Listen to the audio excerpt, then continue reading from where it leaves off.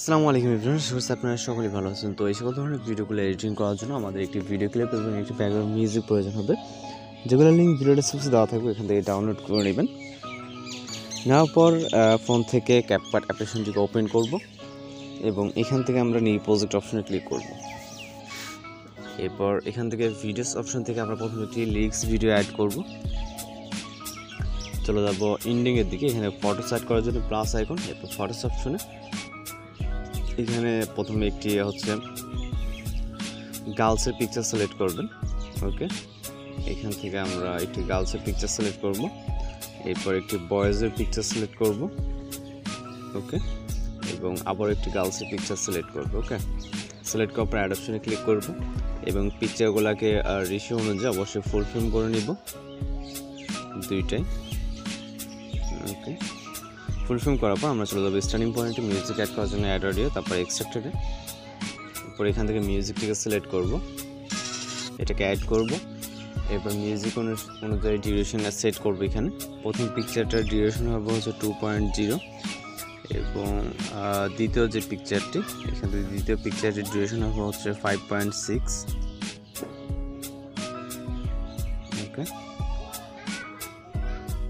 এখান থেকে এটার ডিউরেশন করে দেবো হচ্ছে 5.6 দ্বিতীয় পিকচারটি। ওকে, মিউজিকটি হচ্ছে এই পর্যন্ত 3.7। এখানে আমরা একটি বিটমার্ক খুঁজে বের করবো। ওকে, যেটা আমি যখন অনেকগুলো ইফেক্ট অ্যাপ্লাই করব তখন এই বিটমার্কটা খুঁজতে অসুবিধা হবে, যেটা হচ্ছে ফাস্ট বা স্লো মোশন কাজ করবে, যেখানে আমরা বিটমার্কটা সহজে খুঁজে পাবো না। তো এটাকে খুঁজে পাওয়ার সব থেকে সহজ উপায়, আমরা মিউজিকে এটা ক্লিক করবো, রাইট সাইডে চলে যাবো এখান থেকে বিটসে এবং এইখান থেকে আমরা প্লে করবো। ওকে, এই যে এই পজিশনটা একটি অ্যাড বিট করে রাখবো, যাতে আমরা এই পজিশনটা খুঁজে পাই। ওকে, সেক্ষেত্রে আমরা পরে কিন্তু যখন প্লে করবো তখন দেখবেন যে ভয়েসের সাথে কিন্তু ইফেক্টে মিল খাবে না আর কি।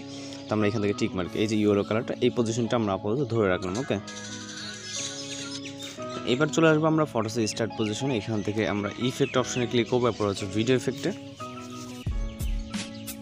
এরপর আমরা এখান থেকে চলে যাবো হচ্ছে রেট্রো ক্যাটাগরিতে। ওকে, রেট্রো ক্যাটাগরিতে আসার পর এখান থেকে রোলিং ফিল্ম বলে যে ইফেক্ট আছে এটাকে সিলেক্ট করবো। এটা আসবো প্রথম পিকচার স্টার্ট থেকে প্রথম পিকচার ইন্ড, দেন কপি করে আবারও হচ্ছে দ্বিতীয় পিকচারে দিয়ে দেবো এবং এই যে বিটমার্ক পর্যন্ত। ওকে, জাস্ট এটা বিটমার্ক পর্যন্ত থাকবে এবং এইখান থেকে হচ্ছে একটা ইফেক্ট অ্যাপ্লাই করতে হবে। এই জন্য আবারও এই যে ফটোস স্টার্ট পজিশন আসবো, আসার পর ভিডিও ইফেক্টে এবং এখান থেকে আমরা চলে যাবো হচ্ছে আপনার লাইট ইফেক্টস যেই ক্যাটাগরিজটা আছে এখানে আসার পর পার্পল নাইট বলে ইফেক্টটাকে সিলেক্ট করব এবং হচ্ছে এখান থেকে অ্যাডজাস্টে চলে যাবো। আপনি আপনার মতো করে চাইলে যে কোনো কালার দিতে পারেন। আমি এই কালারটা রাখতেছি, টিকমার্ক। এই ইফেক্ট লেয়ারটাকে ভিডিওর এর আগের যে দুইটা ইফেক্ট আছে ইফেক্টের স্টার্ট পজিশন। ওকে, দেন এই পজিশন থেকে আবারও ভিডিও ইফেক্টে ক্লিক করব।